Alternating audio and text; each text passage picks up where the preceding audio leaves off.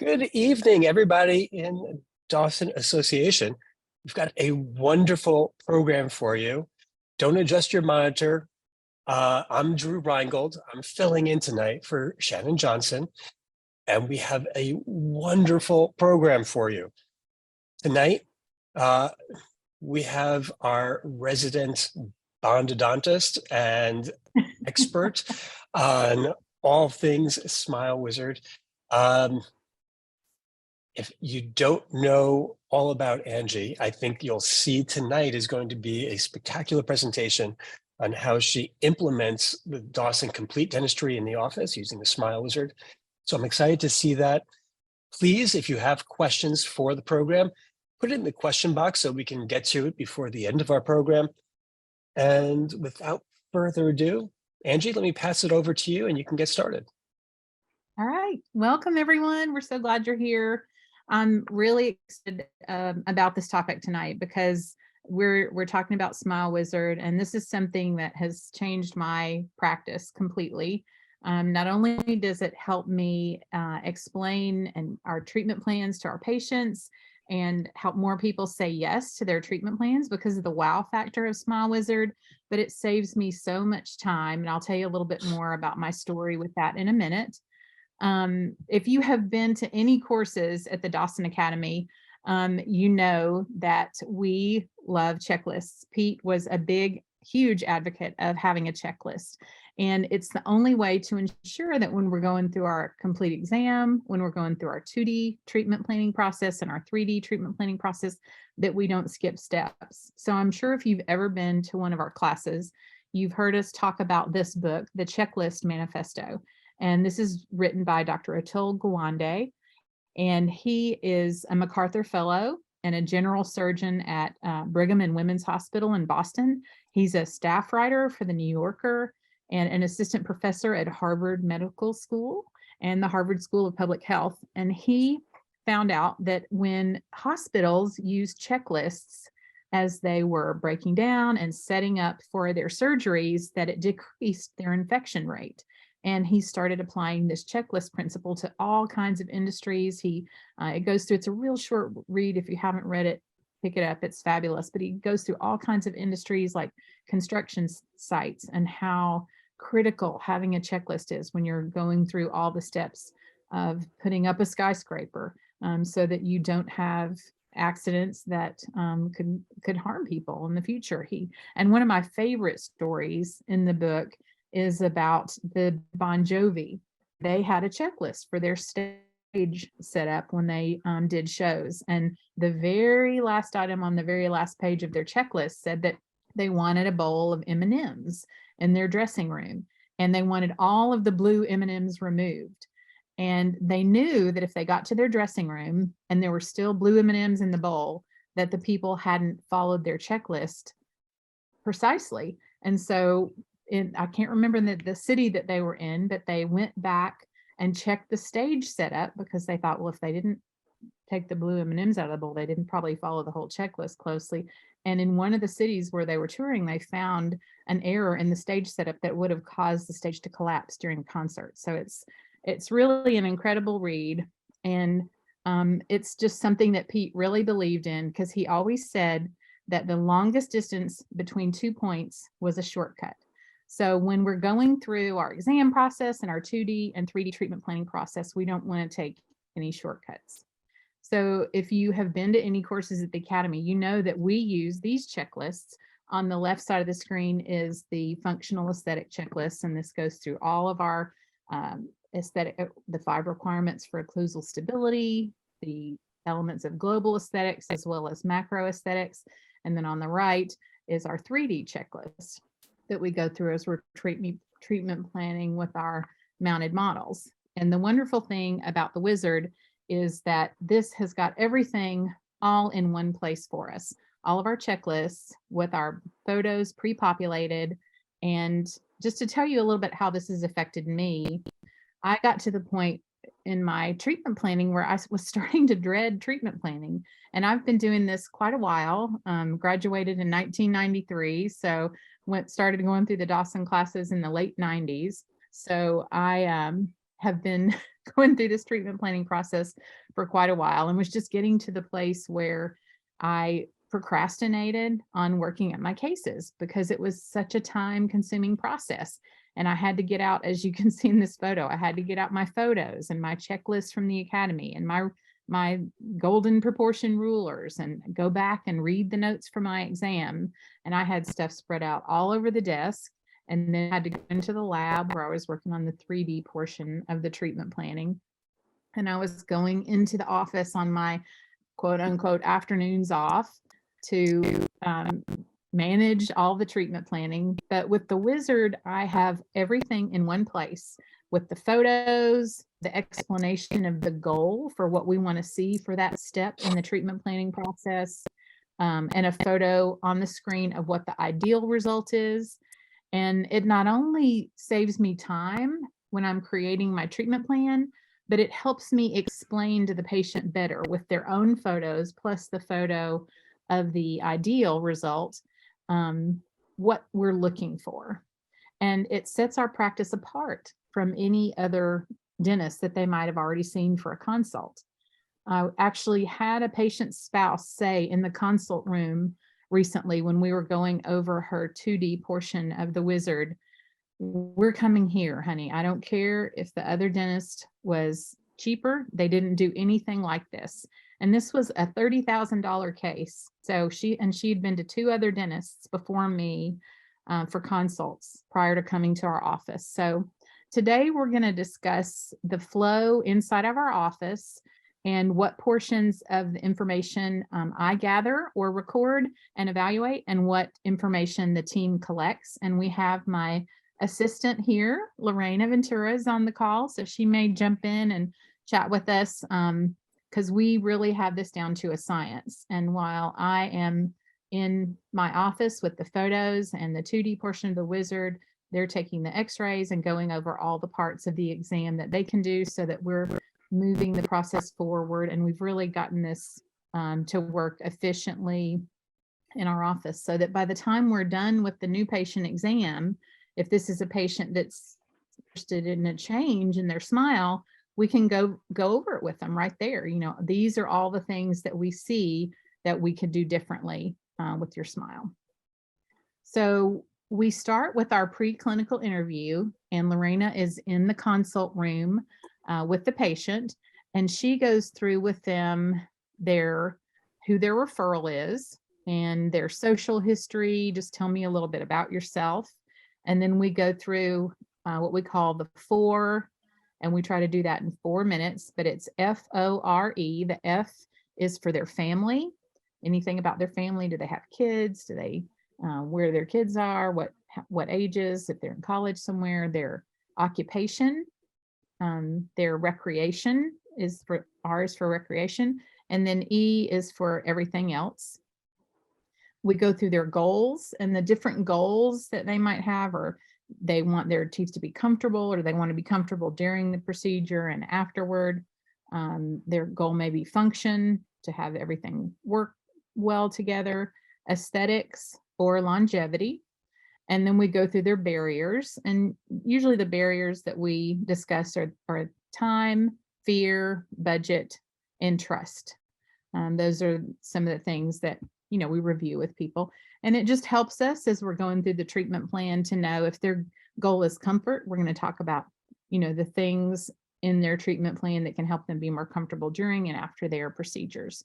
So we start with the preclinical interview in the consult room, and then we move into the operatory for photos. And once the photos have been taken, I go into my office with the photo card and load the photos. And then while I'm doing that, the assistant does these portions of the exam. I left out the doctor portions. When I come in for the preclinical interview, I go over their dental history, anything that's happened previously in their treatment that they think I need to know about, problems with anesthetic or post-op complications and their health history. And then I go over their dental and smile concerns. And then we move into the operatory to take the pictures. And once I've taken the photos, I go in my office with the photo cards. And if you're going to take a screenshot or a photo tonight, this is a great screen to take a picture of because these are the portions of the exam that Lorena or my team members go through while I'm out of the room. And as we go through the exam tonight, I'll kind of stop and pause, but they go through the TMJ questions for them, and the numbers on the left correspond with the numbers on the top of the screen in the SmileWizard. And we do have a handout on this, Greg, that I can send you that we can email everybody who's registered as well. But the TMJ portion of the exam is just questions, history questions that they'll go through with the patient. And then on the TMJ exam page, they go through the range of motion and measure their range of motion. And they mark if the patient's asymptomatic. They'll go through all of the airway questions with them. On the next airway page, they're going to measure their palate, mark if they have any premolar extractions, and how they sleep at night. And then they're going to go through the stop bang page with them, and a couple questions on the aesthetic smile analysis page. I'll go through that in more detail when we go through the exam.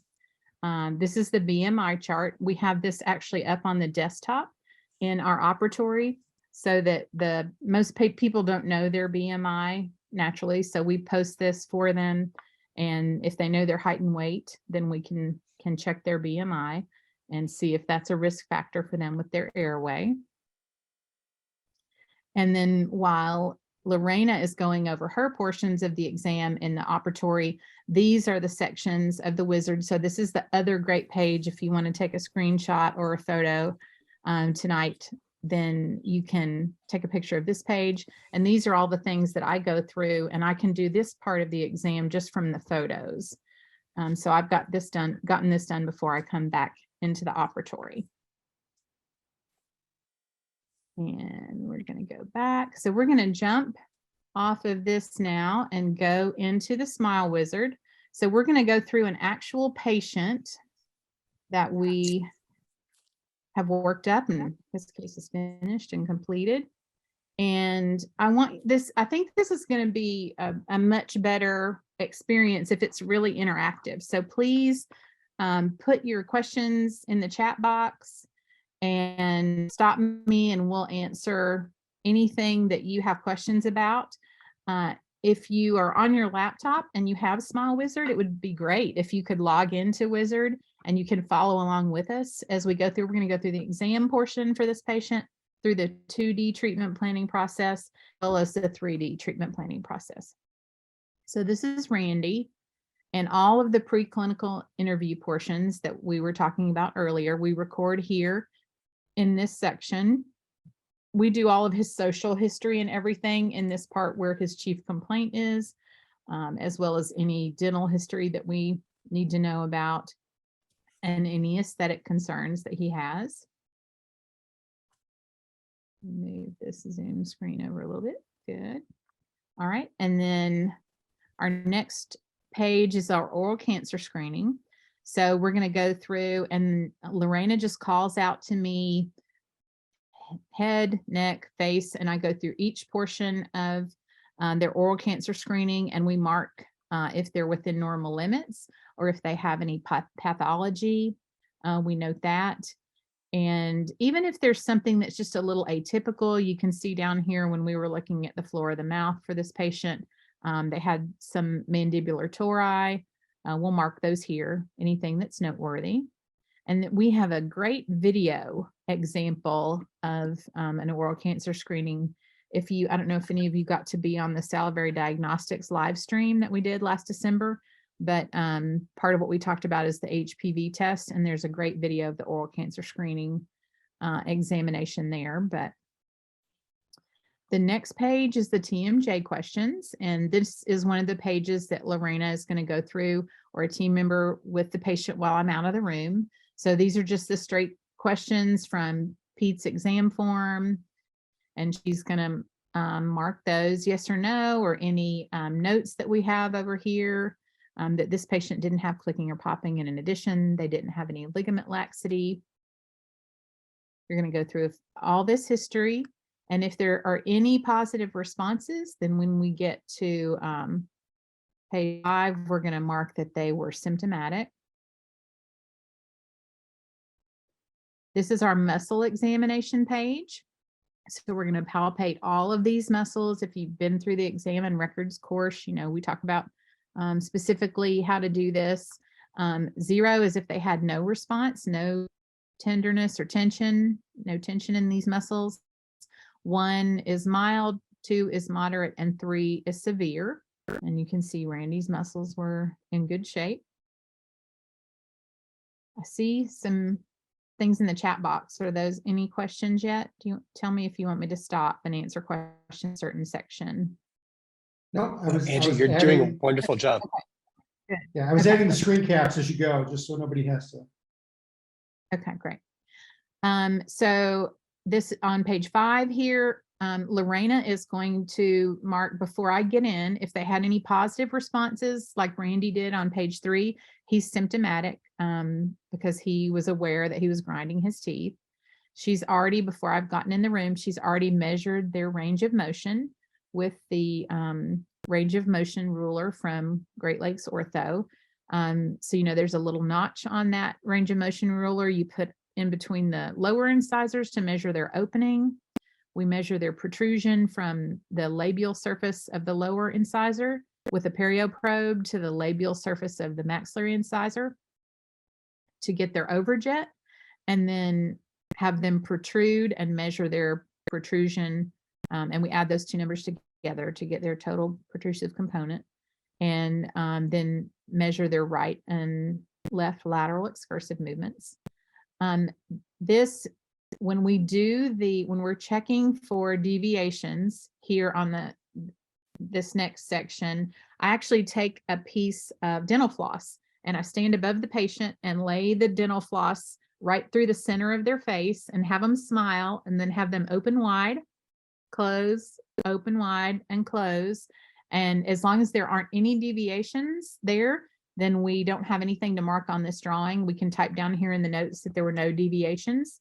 But if we do, for example, let's say this patient opened and then at like 20 millimeters deviated to the left. Whoops, that's a little exaggerated. Let's erase that. We can do opening, deviated to the left, then move back to the center. You can kind of draw on here how your patient deviated. And that's an important part of our treatment planning process when we're looking at their muscles and joints. I think it is important to tell the assistants what we're looking for, because sometimes, not all patients, but some patients will ask, well, what are you doing? So just let them know what's going on. Hey, I'm just measuring your range of motion. Some people have a limitation to it, and that can mean that something's going on in the jaw joint, or just give them an explanation of that. Yeah, beautiful. Thank you, Lorena. All right, our next page is when we're actually going to, with bimanual manipulation, we're going to load the jaw joint, and we're going to start with mild pressure.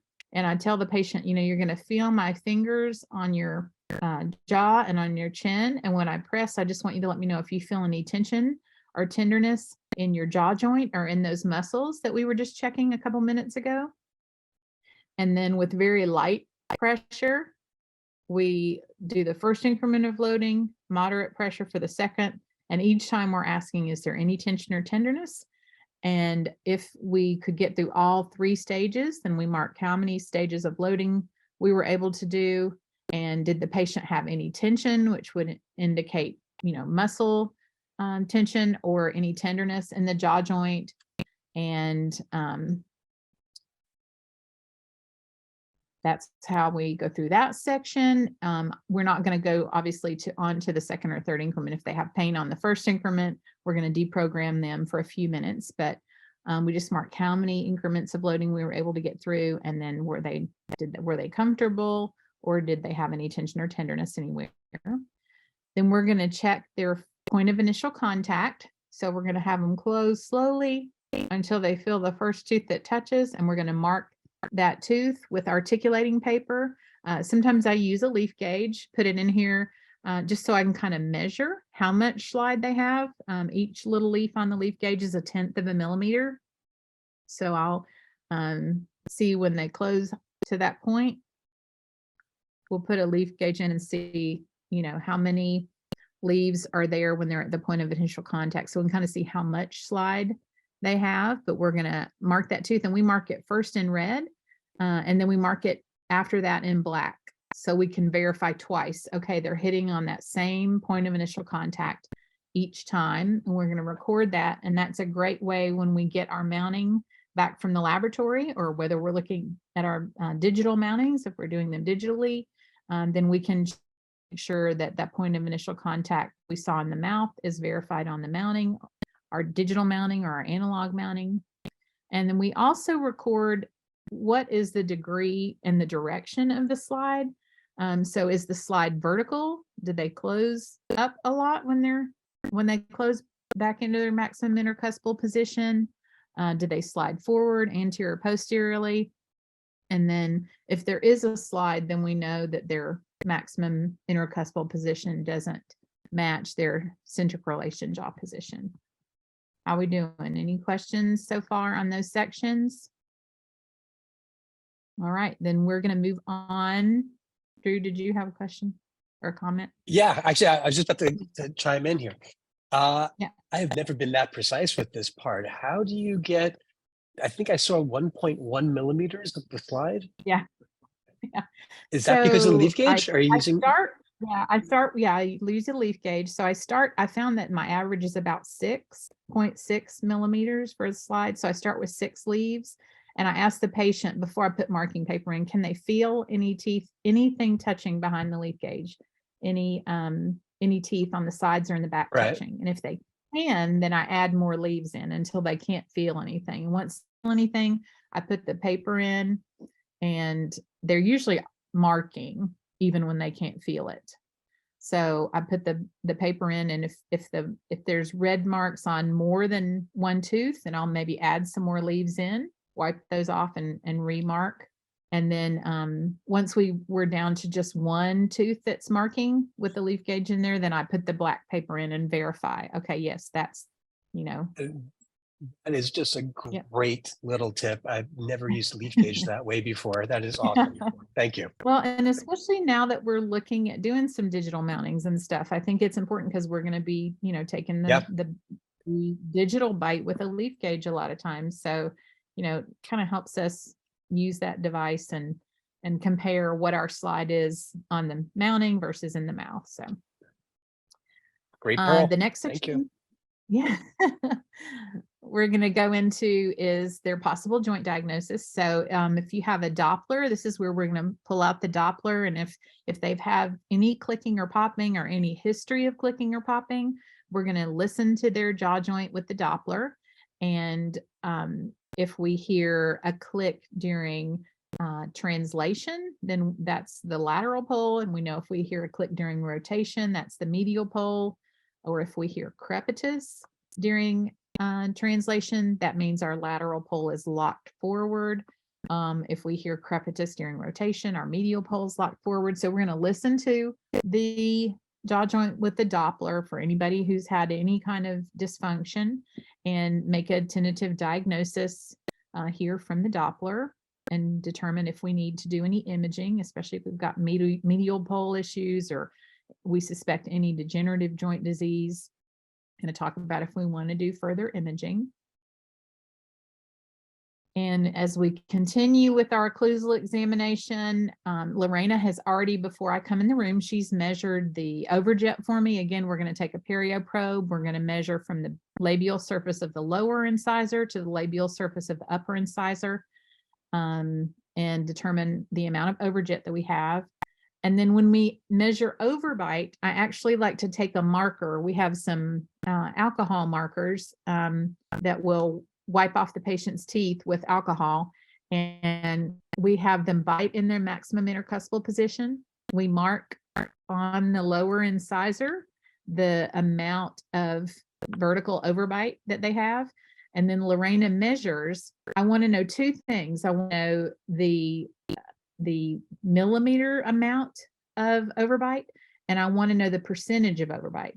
because it's very different. For example, Randy's lower incisors were obviously about 8 millimeters, because if we had 2 millimeters of overbite and that 5% overbite, then that's very different than if we have a patient whose lower incisors are only 4 millimeters tall, then they have a 50% overbite. So I don't want to just know the millimeters. I want to millimeters and the percentage of overbite that they have. So you just take the length of their lower incisor and divide that by the amount of overbite, and that'll give you the percentage. So we put that, both of those for all the patients. We're going to look at, I actually do the crowding part from the photographs, from their occlusal photographs. I've already marked if I think they have mild, moderate, or severe crowding before we go into the room, Drew, so we can see if they need to have Invisalign or any type of orthodontic movement. And I can also tell from the photographs their wear. This patient had severe wear on basically all of his teeth that didn't have porcelain on them already. And then I come into the room later as part of the exam, and we mobility between two hard instruments. We're going to see, you know, if any of those teeth have visible movement, say more than 0.5 millimeter. The designation we use is a Roman numeral 1 if the tooth moves from buccolingually about 1 millimeter, 2 if it moves more than 1 millimeter buccolingually, and 3, class 3 mobility if the tooth is also compressible in the socket, usually periodontally involved teeth. Also from the photographs, I can mark what kind of rotation, migration they have. Sometimes it's so severe that I just put, you know, the whole lower anterior section. Or if there's just a couple of specific teeth, then we mark what teeth have migrated. How are we doing on questions? Anybody? We're all following along. You're doing great. People are Anything just in the mesmerized by what chat? you're throwing out there, Okay. me included. All right. This patient, this is where we go through it. We start going through our requirements of occlusal stability. We want to know that we've got stable stops on all the teeth. Do they have anterior guidance? And if they do, is it in harmony with their envelope of function, or are they showing that they've got lingual wear or wear of their incisal edges, so that their anterior guidance is not in harmony with their envelope of function? And we're checking to see, are all of their posterior teeth discluding in protrusive, working, and balancing movements. Now I'll tell you, it's real easy to tell in the mouth if they have stable stops on all the teeth. If they've got a slide, they don't have stable stops on all their teeth. It's also easy to tell if their anterior guidance is in harmony with their envelope of function, because we can see, do they have wear on the lingual of the teeth? Do they have wear on the incisal edges? And a lot of times the last 3 questions I answer from their mounted models, because when we're looking in their maximum intercuspal position, you know, if they're grinding left and right from their maximum intercuspal position, maybe it looks like they posterior disclusion, but if they have a slide from CR to MI, then there are posterior interferences. So usually those last 3 questions here I answer from the models. We also look at this point, do they have any dysfunction in their disc, and we classify that. We classify their occlusal classification by Dr. Dawson's occlusal classifications, and then we look at their the alignment of their teeth, and we classify their occlusion by angle classifications depending on where their canines and their first molars line up. And I can do the angle classification from the pictures as well. You'll find that on that screenshot that I showed you earlier about the things that I've already done from the photographs before I go back in the room to complete the exam. And we can very often tell that they have parafunctional habits, so they're clenching or bruxing. All right, moving right on, we're going to go into the airway section. So this whole page 10, Lorena's going to go through, or my team members, before I come in the room, asking, you know, does the patient wear a night guard? Do they snore? Been diagnosed previously with sleep? Are they wearing a CPAP or some type of dental appliance that is like a mandibular positioner to help with snoring or airway obstruction? Do they still have tonsils? And we actually keep a tape measure in the room where we do the exam to measure their neck size. A lot of guys will know their neck size automatically, but women don't typically know their neck size. So we'll, just to be really precise, we'll measure their neck size with a tape measure in the room. Because just to review, if guys have a neck size that's over 17 inches or females have a neck size that's over 16 inches, then there's a 90% correlation that they have some type of airway obstruction. All right, so the next page is also airway. We've got 3 or 4 pages on airway. We actually cut a cotton roll to 30 millimeters. And if that cotton roll will fit in the lingual surfaces of their maxillary first molars, then their palate is normal. If that cotton roll won't fit between those maxillary first molars, then their palate's narrow, and that's a risk factor for airway obstruction. We're also looking for the patients that have a really high arched palate. That's the high vault in that question. Or if their maxilla looks retruded from their profile photos. So all of those things can be a red flag for airway obstruction. The next part with malocclusion, the 3 things we're going to look for is, do they have any crossbite?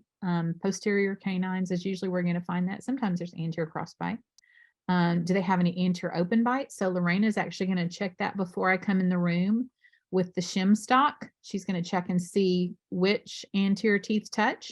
And if there are anterior teeth that don't touch, she's going to stick that leaf gauge in there and see how many leaves does it take before they touch. So she'll tell me, you know, number 7 is about 0.3 of a millimeter open, because, you know, she can pull the leaf gauge out until she gets 3 leaves in there. And we're also going to check to see if they've had premolar extractions for orthodontics, because that's going to narrow their palate and give them a higher risk of OSA. We're going to look at their tongue and check for 3 things. We're going to see if they have, when they stick out their tongue, do they have scalloping on the border of their tongue? Or are they tongue tied? Is there limitation of movement? And that's pretty easy to see when they try to stick out their tongue. They get like a little cleft in the tip of their tongue, and it means they can't, you know, move their far enough out of their airway to open that up at night. Or do they have less than 60% mobility? So you have them open really wide, try to put their tongue on the roof of their mouth, and if they can't do that, then they have some limited mobility of their tongue. And we're going to check their nasal patency. I always ask them, can you breathe out of your nose most of the time?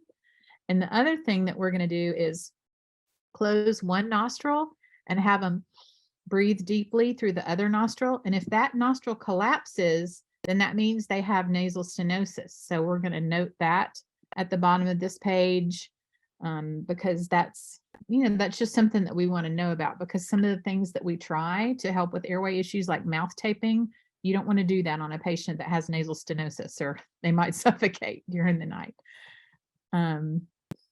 And then we're going to talk about their sleep position. Did they sleep on side, back, or front? So a lot of this Lorena has already gone through before I come in. You know, I double check a couple of things regarding their tongue and their nasal patency, but she's gone through majority of that page as well. And our last airway page, not really, we've got a Mallampati page, but next to the last is our stop bang. So she goes through all of these questions. Do they snore loudly enough to be heard through a closed door? Do they have the daytime fatigue? Has their partner ever observed them stop breathing during sleep? Do they have high blood pressure? The BMI we discussed. I threw up that chart. So we actually have on our desktop the BMI chart. And as long as they know their weight and their height, they can figure out their BMI on that chart. Their age is a factor. We talked about measuring their neck, and unfortunately guys have more risk for sleep apnea than women do. And finally, we're going to go to their Mallampati page. This is a little misleading, because if you Whit Wilkerson talk, and they've got a great airway symposium coming up in January, that you really don't want them to stick out their tongue when you're checking their Mallampati. You want them to open and say ah with their tongue inside their mouth, and then I shine my headlamp back there. You want to be able to see the bottom of their uvula. If it's partially covered or mostly covered, it kind of tells you where they are on the Mallampati score. And if they're class 4, that's a big red flag for airway obstruction. So depending on how many, I'm going to go back a page, how many red flags they have here. Can you see my mouse that I'm circling that area? Okay. Yes. Okay. So if depending on how many red flags they have, then we talk about, if they're low, I almost never recommend a sleep screening or sleep study.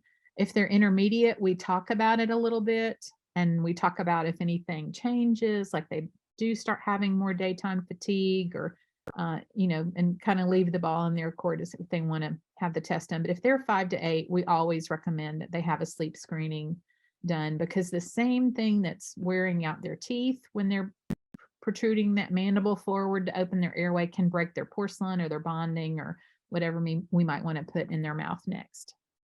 So I do see a question. Is that something in the chat that we need to look at? Because I need to scoot through this so we can get to the 2D section. Angie, we do have a great question about how you're entering the information.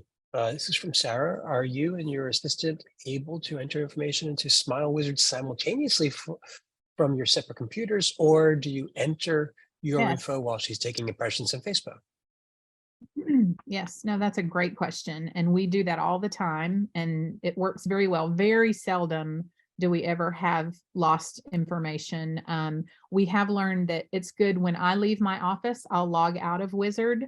And then right before I come back in the room, they log out and log back in just to make sure everything's synced, but it does save and merge all the information. I would say more than 90% of the time. Do you think, Lorena? Especially now that we've been logging out and logging back in. Yeah, since we've been logging out, it's been a lot better. Yeah. Yeah, good question. All of this page I can do from the photographs. So I've done this part before we come in. I'm looking at their skeletal relationship. All of these are things that we talk about in our aesthetic foundations course, looking at their lips and their chin and their nose, and is their nose off to the left or right, because we don't want to match where their nose is if that's curved one way or another. So all that we can get from the photos. We're looking at their midline, and is that parallel with their occlusal or perpendicular to their occlusal plane. And then Lorena's gone through a lot of this before I come in. This is, are they happy with their smile? If there's anything they want to change. A lot of this too, we've talked about in their preclinical interview. This patient was particularly concerned that his teeth be longer and whiter. And we record what their current shade is and if they're happy with that. And then their periodontal assessment. The hygienist comes in and does a charting, and we make a diagnosis. Are they healthy? Do they have gingivitis or periodontitis? We go through their mucogingival defects. Do they have recession or abfraction? Inadequate attached gingiva on any of the teeth. Mobility is also recorded in this section. And the furcation, I have already checked from their x-rays to see if they have any furcation involvement before I come into the room, as well as their bone loss. Do they have horizontal bone loss or infrabony defects? All right, that took a little longer than I thought, but I'm going to whiz over to the 2D section. And again, please just shout if you have any questions. When you come in to load the photos. Yeah. Can I just ask you one question before we move on? Because like yourself, I've gone through all of this information on the paper checklist so that we don't miss anything beforehand, but converting it over to the computer, doing it on the SmileWizard, have you found the same that I'm seeing, that it just seems so much faster, so much more efficient this way? It's so much faster, and it saves paper and it saves time. And I mean, I tell you that I would just tell you, just like Nike says, just do it. Like the weekend that they presented this to us at our faculty meeting, I went back I went to my room that afternoon and downloaded the software onto my laptop. And then I went back to the office Monday and I downloaded it to every desktop in the office. And I just started doing every exam that way. I was using a paper checklist anyway to do my exams Right. and then scanning that into their chart. But if you just start, you know, it's going to take a minute, but you will save time. It doesn't take long before you will save time because you just go through it And the even same easier way every now, time. Yeah, you don't need to download anything. It's just there in the cloud. So this exactly. becomes Exactly. That's every true. That's true. computer, At that every time, we had to device. download the software. Yeah. Yeah. And now all you have to do is get online and it's right there. One thing that we found is if we take the photos in order, the 21 photos that we teach you to take in our exam and records course, that it makes it a lot easier. They'll just all drop right into place when you load them in here. Sometimes I take the right side teeth apart and teeth together photos, and then I just have to shift those around a little bit, but they're really easy to shift around. You can see, I mean, it's just a drop and drag, you know, to move those into a different position. And we load all those photos in. And then once we've loaded the photos, and you can flip these, usually when you take this lower occlusal photo, it does need to be flipped vertically so that you're looking at the photo like you're looking at the mouth. And then our maxillary photo needs to be flipped horizontally so that everything is on the right side of the screen. And then when we have those all in the right place, then we can go right through our 2D checklist very quickly, and it auto-populates all of our photos. So just like we teach you in the courses, the first things we want to know is the airway acceptable and is the joint acceptable? And once those two questions are okay, then we can move on to the next step. And next, we're going to go through the 5 requirements of occlusal stability. You remember from our exam, this patient failed 5 out of 5 in the occlusal stability, but will take you through each requirement and remind you what we're looking for. And you can also determine, how do we fix that problem? What do we think we're going to do? Do we need to reshape the teeth with equilibration? Do we need to reposition the teeth orthodontically? Do we need to restore the teeth with ceramic or bonding? Or do we need to reposition a bony segment like orthognathic surgery? We can go through all 5 of those requirements on this page. And then we go through our skeletal analysis. And this is one of my favorite parts, is when you click on this photo here, the example of what you're looking for is going to populate on the left side of the page. So this first photograph, we're looking at Arnett's true vertical line, and it gives you all the specifications. We're going to line this line up, and it moves in this direction. You're going to line it up with Nasion, and then you want the upper lip to be a couple millimeters up to 5 millimeters in front of that line. So you can see his lip is on or behind the line. So we know we're going to build out his maxillary incisors when we do his case to give him a little bit more lip support. When you click on this photo, you see how up here it shows you we're looking at the nasolabial angle, and you line the photo up. You can unlock the photo, line it up with Nasion, and then you can move these pieces to line up with the edge of his nose here, and then to line up with his upper lip here.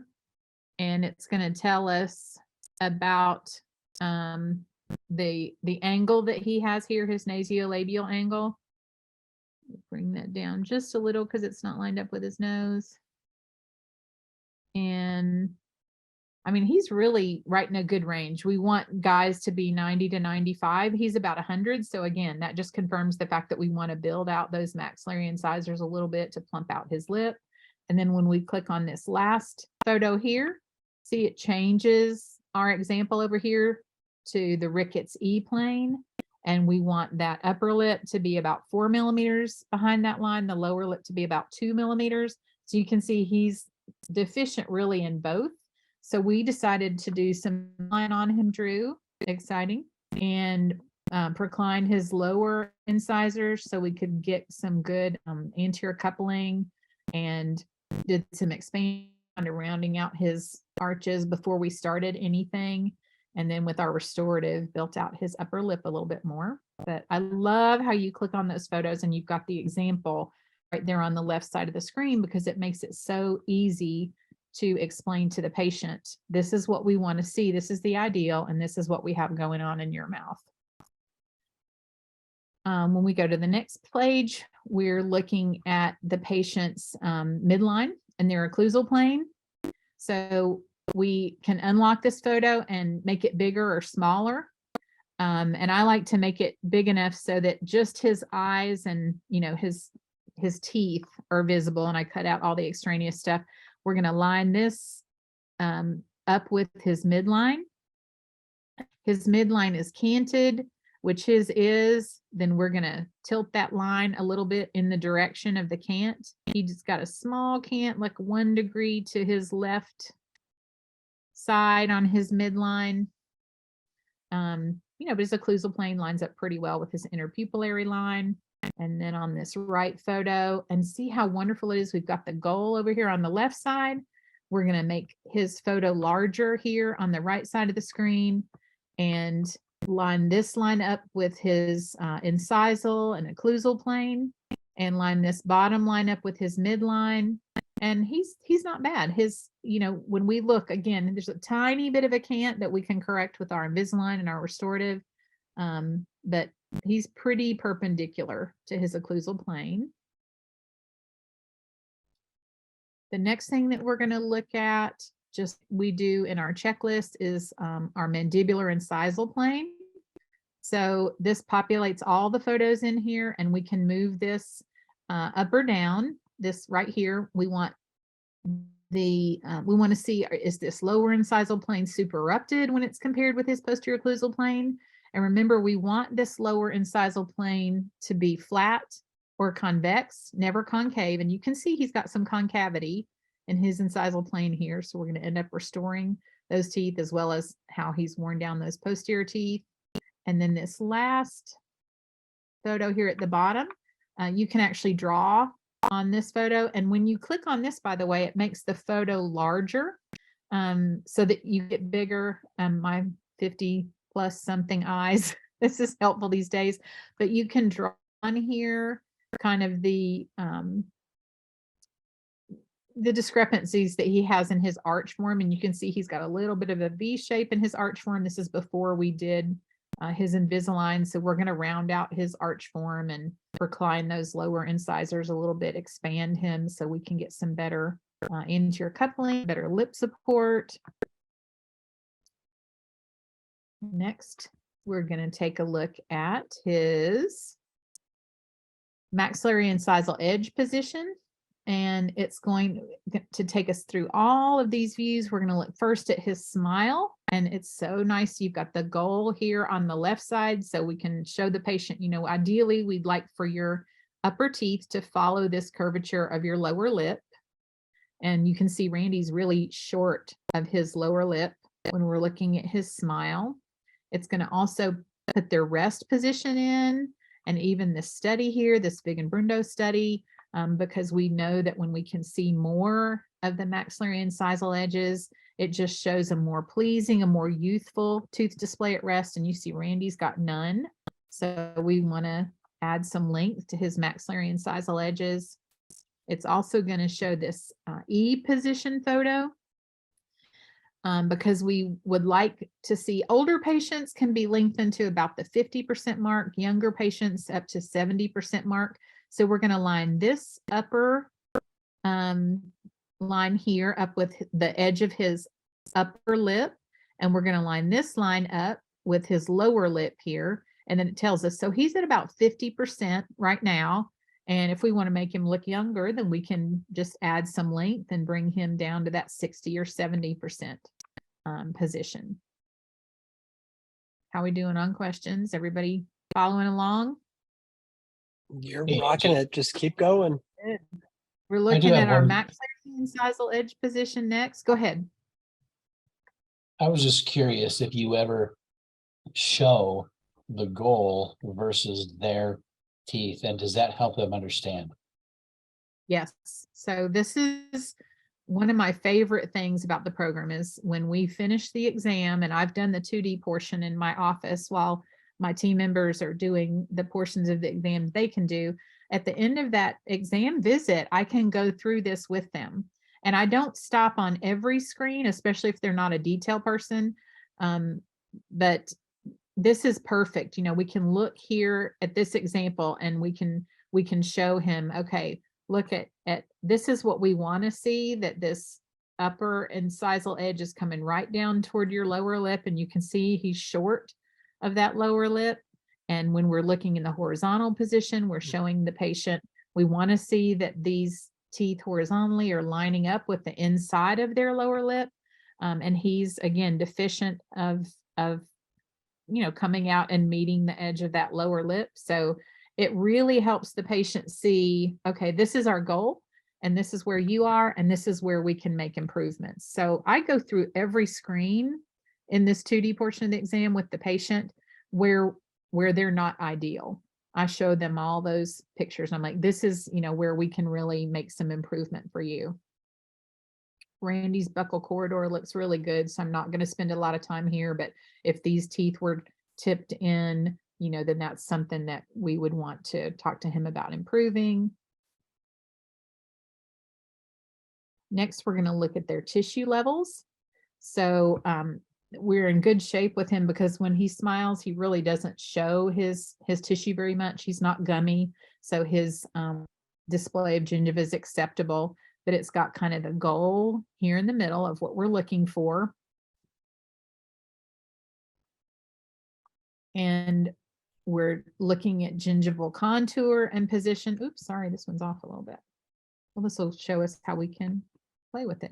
So we can unlock this photo and move it into the center of the screen. And this, we want to move this line and line it up with, if these canines had no recession, we might line it up there, but we're going to kind of see, okay, where should this be? I think he's had recession on the canines. He's had super eruption of these incisors.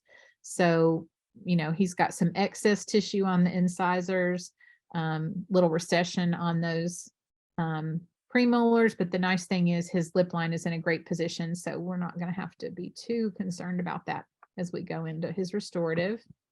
Save those and close that up. So it's not ideal, but if it's not going to show, we may not be that concerned about it in our treatment plan. This can be the most challenging part of the wizard. How I start here is I actually line up this is our golden proportion ruler. So you've got your goal here on the left side of the screen. If our lateral incisors are a factor of 1, then our central should be about 1.6. And the part that we see two-dimensionally of that canine should be about 0.6. And this ruler will move in and out. So we're going to put the edge of this somewhere between the labial surface canine and the cusp tip of the canine, depending on where we think we want to end up at the end. And if we line up this blue line with the distal of our incisor, then when we go to our next page, it's going to tell us what our length to width ratio is for that central incisor. So if we move this line and line it up with currently where that incisal edge position is, we can see that our length to width ratio on number 9 is about 87%. If these two teeth were different measurements on Randy, I would go back to this page and move the blue line over to this incisor on this side, but his centrals are really equal. So it's, they're both, since they're both the same, we can just do that one time. So that's going to tell us what his length to width ratio is currently. And then we can move, if we want to get him from 87% to somewhere kind of right in the middle of that 75 to 80% ratio, we can determine, okay, how much do we want to lengthen that incisor? And if we lengthen him about a millimeter, millimeter and a half, then we're going to get right in the middle where his length to width ratio is at 80%. And so we can tell the lab, okay, we're going to use these great little buttons here. We can change this to, we want to lengthen this a millimeter and a half. And wherever you click, that's going to be where your arrow goes. So I'm going to clear these out so you can see what I'm talking about. So I'm going to click here, and we want to lengthen this incisor a millimeter and a half. So this is a great photo that we can send to our lab for our wax up. I want to lengthen both of those centrals a millimeter and a half. And then the laterals, we don't want to lengthen quite that much. So we may change that to a millimeter. We're going to lengthen those laterals about 1 millimeter and the canines accordingly. But this is a fabulous screenshot to send to your lab so that they can do the wax up and, you know, work according to your precise specifications to know exactly where you want your length and width to be for this patient. The papillary position is what we're looking at next. And he does have this dark triangle here between 8 and 9 that we want to close with our ceramic. And finally, our axial inclinations. I'm going to clear these out so you can see how we do this, but we're going to go from the middle of our incisal edge right up through the gingival zenith. And again, see on the left side of the screen, we've got exactly what we want our gingival zeniths to look like. One little tip, if you click this button, looks like the undo button, you can erase just the last thing you did. If you click the trash button, it will clear the whole screen. So we're going to go from our middle of our incisal edge up through the gingival zenith.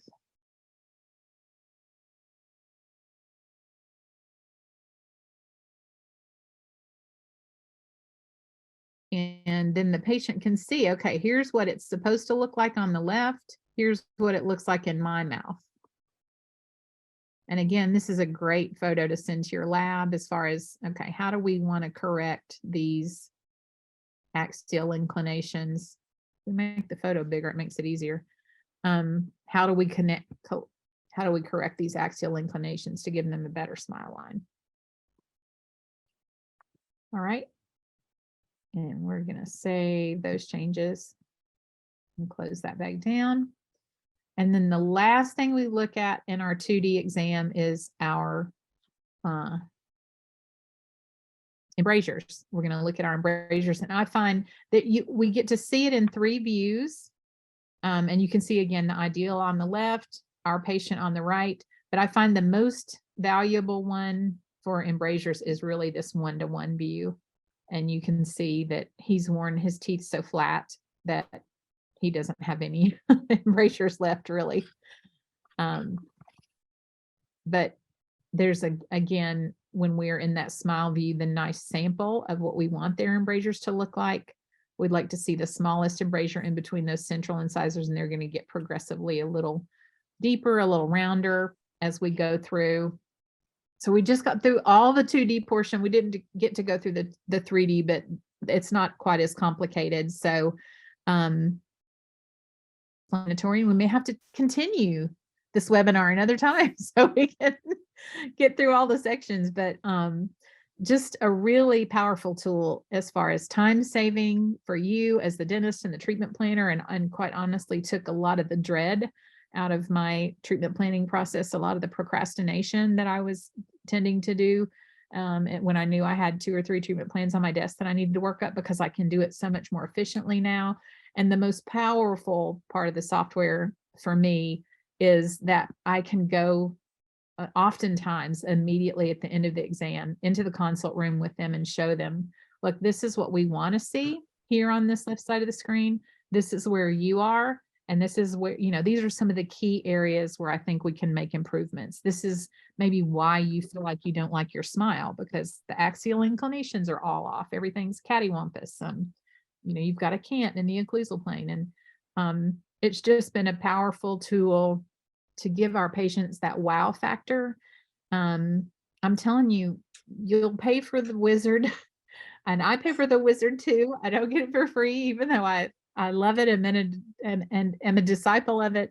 But you'll pay for it in no time. I mean, because it's just simpler to present cases, and it sets you apart from the other people that they may have gone to do consults with before they came into your office.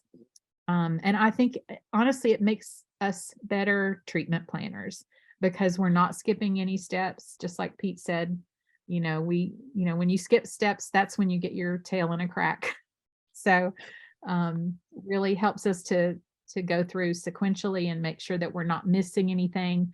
If there is a discussion that we need to have about tissue levels or anything else, that we have that before we start the work. We're making a conscious choice, a conscious decision about how we're going to handle that issue or not. Lots of material, but we'll do it again sometime next year because I think it's a good Angie, topic to review. I think you left everybody completely speechless. I mean, what we expected was to get a nice review of the SmileWizard, and we did. And then we also got like the Dawson Academy Cliff Notes, core curriculum. Here you go.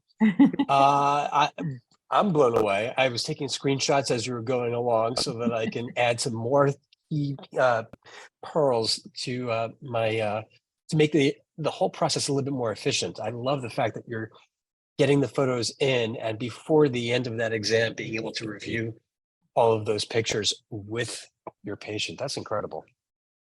Yeah. Great. Well, reach out to us. Come see us if you have more questions. We go through a lot of this in detail in our courses. I would personally love to see you at our bonding course that we're doing in October. We're going to talk about how we can use all of these aesthetic principles and functional principles that we learn in our courses. And, especially as we've got a lot of inflation coming around, I want us to be able to give our patient alternatives. And if we use the correct functional and aesthetic principles, we can have bonding cases that last just as long as our porcelain cases. So it's going to be a way to help keep us competitive in this inflationary market. So I'd love to see you for our hands-on course in October in St. Pete. And I think I'm over my time, but I enjoyed it and I hope you learned a lot, and I'm happy to stay for a minute or two if there are more questions. No one's going to complain to hear you talk longer. I'm sure of that. I actually do have a question for you. There was the example you showed, you have the lips in repose and you don't really have any incisal display, I don't think. And I'm curious what techniques you might employ to find out how much you want to extend the incisal edge to get that display. So for that photograph? Yeah. Yeah. Do you have any tricks for that? Yes. Exactly. So I tell them to wet their lips, touch their lips together, and then just barely separate their lips.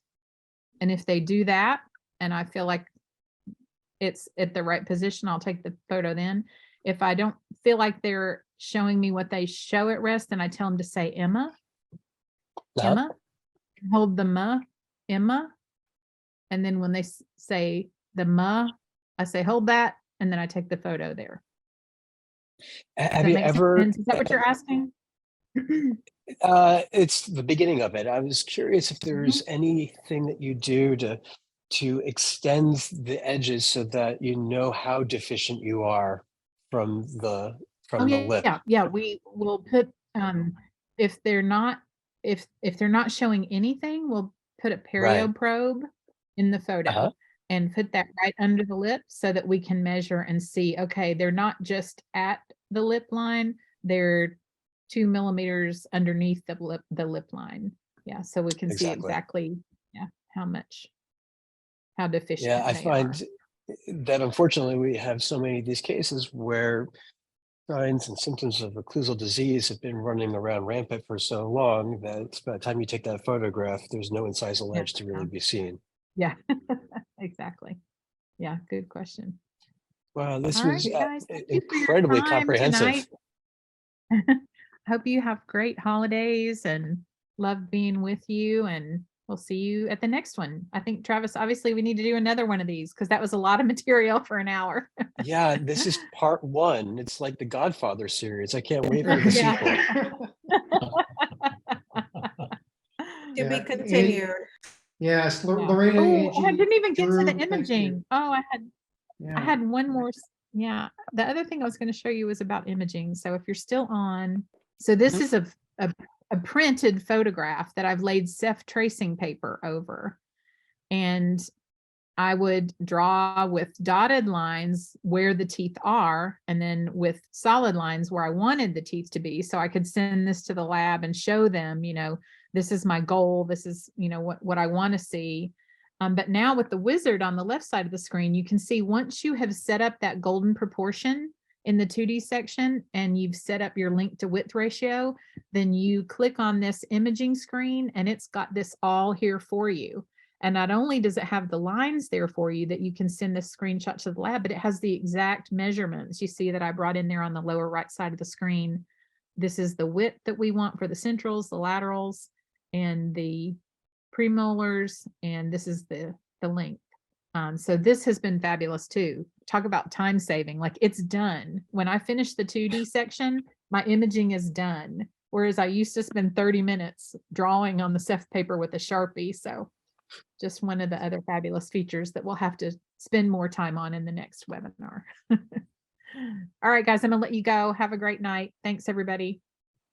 Thank Hey, you. that was wonderful, Angie. Thank you so much. Thank you. Greg, can I kick it back off to you? Do you want to do anything for the sign out?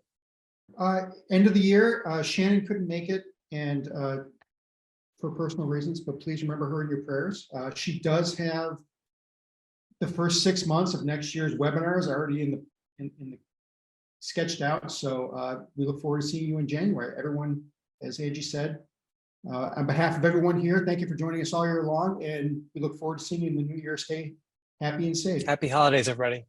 Thank you. Yeah. Happy holidays. Have a good night. Take Bye. care. Bye. Bye.